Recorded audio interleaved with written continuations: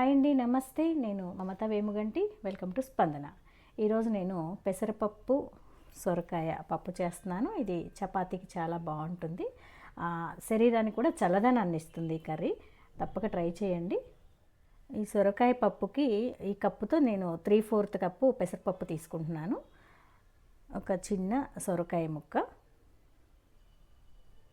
ముందుగా పెసరపప్పుని శుభ్రంగా కడుక్కొని కుక్కర్లోకి తీసుకోవాలి. అలాగే సొరకాయ ముక్కలు,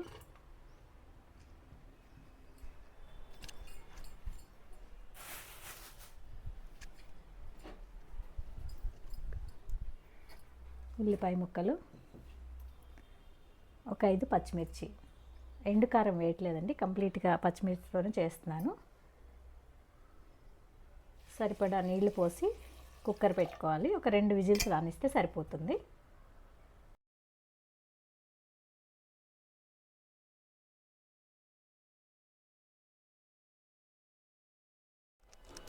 సో పప్పు ఉడికిపోయిందండి, ఇలా ఉడికిపోతుంది.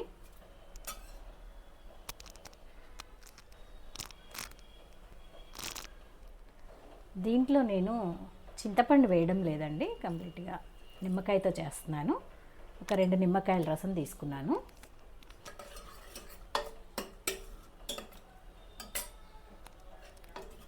బాగా ఉడికిపోయింది కాబట్టి పోపు పెట్టుకుందాము. 2 టేబుల్ స్పూన్లు ఆయిల్ తీసుకుంటున్నాను.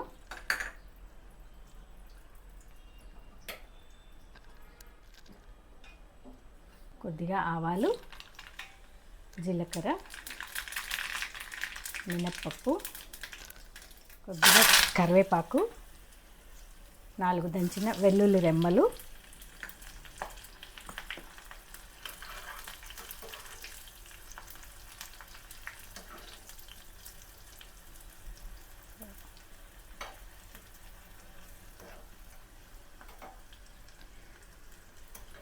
పోపు రెడీ అయిపోయిందండి.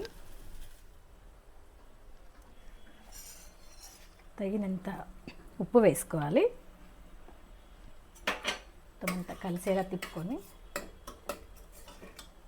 మీకు ఇలా కావాలి అనుకుంటే ఇలా ఉంచుకోవచ్చు. లూజ్ కావాలి అనుకుంటే కొంచెం వాటర్ వేసుకోవాలి. ఎందుకంటే ఇది చల్లారే కొద్దీ గట్టిపడిపోతుంది కాబట్టి వెంటనే తినేట్లయితే మీకు ఈ కన్సిస్టెన్సీ సరిపోతుంది. కొంచెం తర్వాత తింటాము అనుకున్నప్పుడు కొంచెం లూజ్ చేసుకొని పలుచగా చేసుకోండి. ఇప్పుడు పోపు వేసుకుందాము.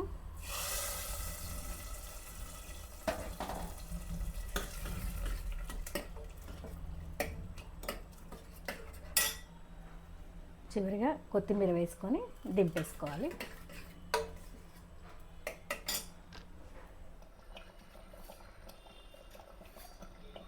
కొద్దిగా పసుపు వేసుకోవాలి. ఈ సొరకాయ పెసరపప్పు కర్రీ చపాతీలోకి చాలా బాగుంటుంది, రైస్లోకి కూడా బాగుంటుంది, కానీ చపాతీలోకి పుల్కాలోకి చాలా బాగుంటుంది. ఒకసారి ట్రై చేయండి.